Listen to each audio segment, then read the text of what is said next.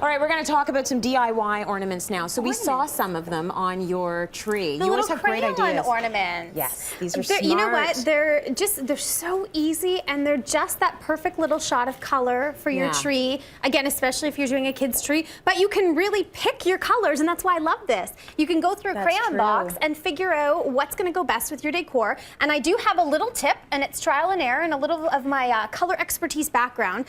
You remember when you were a kid and you color and you mix colors, they turn to mud?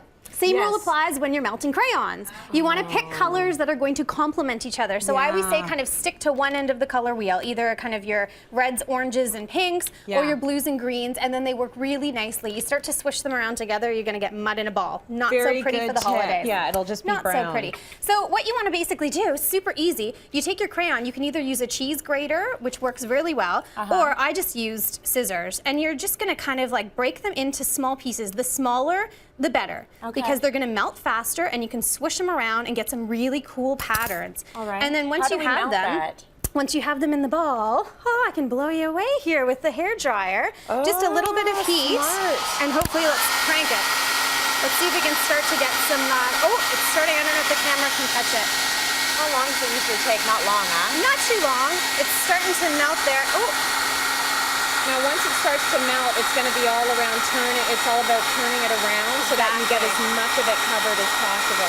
It's starting there. I don't know if the camera can pick it up, but basically you're just going to let it go with the hair dryer, and then you swoosh it around once it's in a bit of a puddle in the bottom, and you get this. You get some really beautiful patterns happening. I even love when you do just kind of fill the bottom half, like this one. You almost get that ombre kind of look to the glass, which is really, really pretty. Where did you get the glass? These come in packs at Michael's. Very inexpensive in 2 sizes. Actually, they also come in other shapes and sizes as well. So very easy. A great kid craft to do. That's very fun for the kids. Totally. I love that. Now, when I was a kid, did you ever do salt dough ornaments? No, I didn't. Oh, yes, actually we did. I didn't know they were called salt dough. This is the one that you don't want to jump into the craft late in the game and think it's cookie dough and try to eat it, because it tastes terrible. And it'll break your teeth. You're looking at this and go, oh, you're going to try some. Yeah, for sure. So I loved doing salt dough when I was young, but I wanted to put a bit of an adult twist, so it's still a really nice craft to do with the kids, but you can do them for elegant trees as well. So it's a super easy set of ingredients.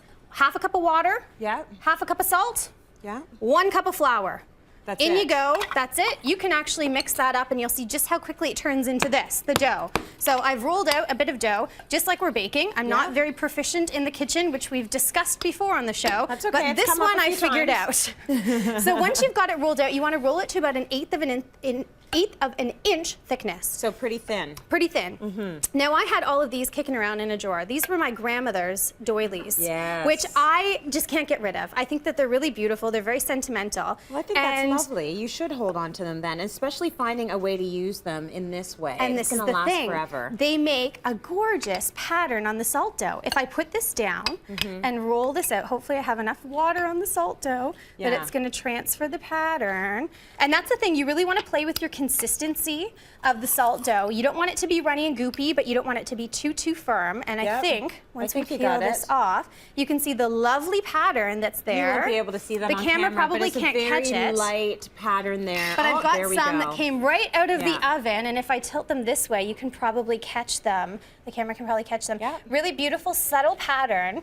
And then all I did, well, you can use a cup. Forget the pretty cookie cutters. Just a simple cup to make your shape. The trick is a straw. This is what I forgot round 1. Kind of hard to hang them on a tree if there's no hole. You need the hole. You use a straw to create the hole before they go into the oven. You pop them on your baking sheet. Slow and low wins the race in this case. You want to go about 3 hours at about 190 to 200 degrees. And then these babies pop out, and you can add a little bit of paint. I even used a little bit of Mod Podge sparkle glue on here, and it just gives a really beautiful iridescent look. Beautiful. I know so many of our viewers are going to want to try that at home. So you can find Leigh-Ann's DIY instructions in our special online holiday guide.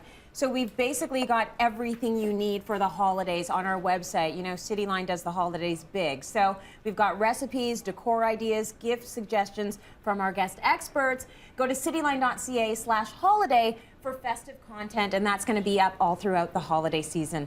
Let's go to break. We've got more coming up.